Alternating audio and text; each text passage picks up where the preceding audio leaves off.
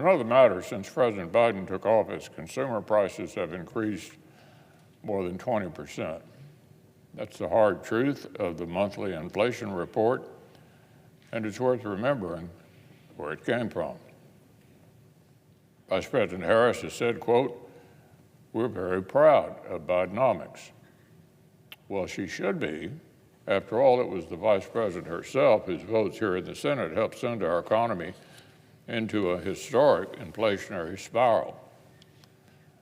Back in March 2021, she cast a tie-breaking vote on the motion to proceed to the so-called American Rescue Plan, and in August 2022, she did the same for passage of the so-called Inflation Reduction Act.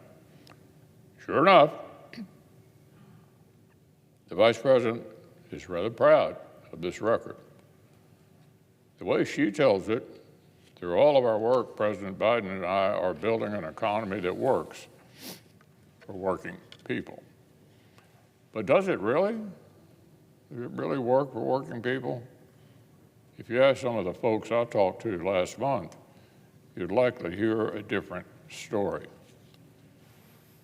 2 years on, high prices in the wake of the Inflation Reduction Act are still forcing working Americans to make tough choices. A mother in North Carolina told a reporter recently, "Sometimes I have to choose whether I'm going to pay the light bill or pay all the rent or buy food or not let my son do a sport."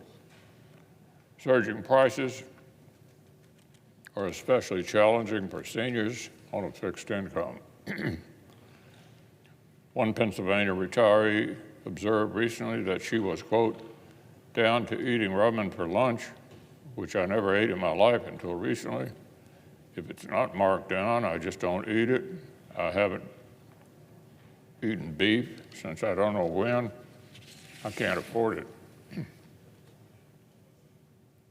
This, Mr. President, is the economy that Vice President Harris has said is working for working people. This is Bidenomics in action. Or perhaps it's time to give the economy the Vice President is so proud of a new name.